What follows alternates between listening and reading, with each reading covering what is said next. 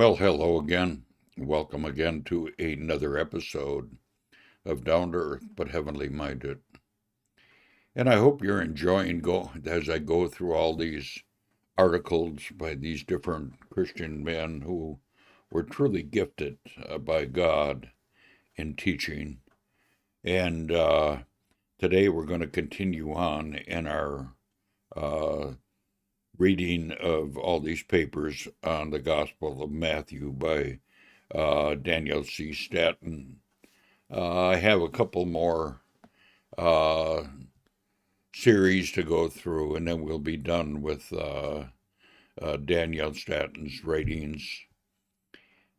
Well, you're listening to the internet radio, by the way, and with that said, today we're going to be in chapter 17.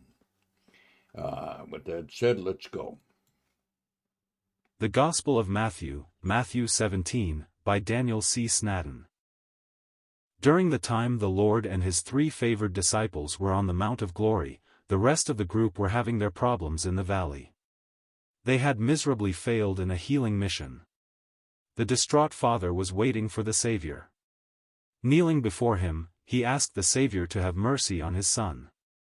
He suffered terribly from some form of epilepsy, which caused him to fall into the fire and into water. The father had taken his son to the disciples for help, but they had been powerless to cure. The Lord cured the man's son. The reason for their failure was their faithlessness. Verse 17. According to your faith be it unto you, their powerlessness came from their unbelief. Verse 20. Capernaum. Their total lack of faith was a spiritual disaster. The Lord said to them, if you had faith the size of a mustard seed, you could command a mountain to be cast into the sea, and it would happen. Nothing is impossible to true faith. The smallest amount of faith in a great God can overcome the mightiest difficulties. Paul said, I believe God, Acts 28.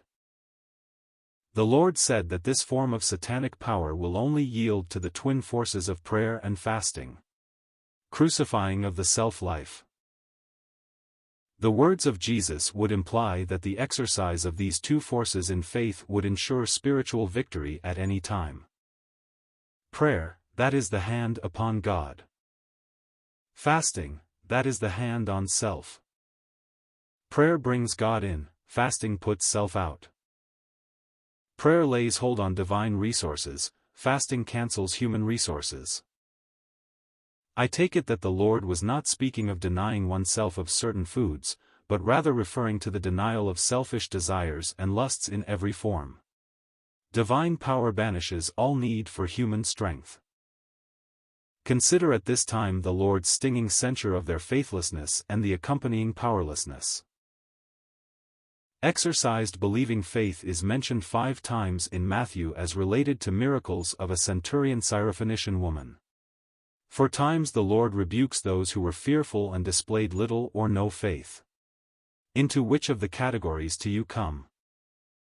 In verses 22 and 23, Jesus, without warning, reminded his disciples that he would be put to death.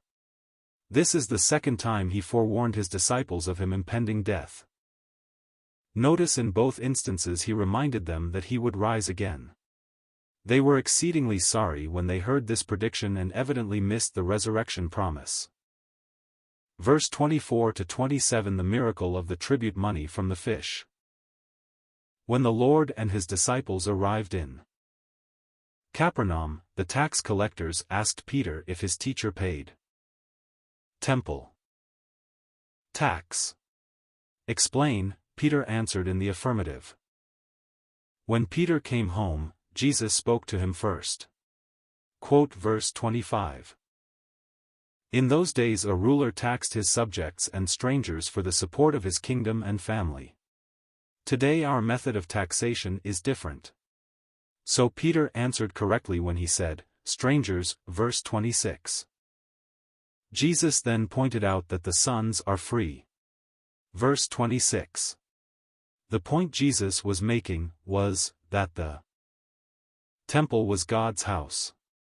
Jesus was the Son of God, so for him to pay tribute for the support of the temple would be the equivalent of paying tribute to himself. Verse 27. The Lord agreed to pay the tax rather than cause needless offense. Notice now the miracle and the display of the omniscience of the Lord. Quote the verse here. The Lord knew which one of all the fish in the Sea of Galilee had a shekel in its mouth. He knew the exact location of that fish. He also knew that it would be the first fish that Peter would catch.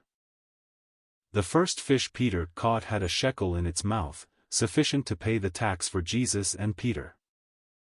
He knows when a worthless sparrow falls to the ground. He is so precise that he knows the number of our hairs. Be not anxious for your life, what you shall eat or wear. He knows when you have need of these things. So, fear not, little flock. The end.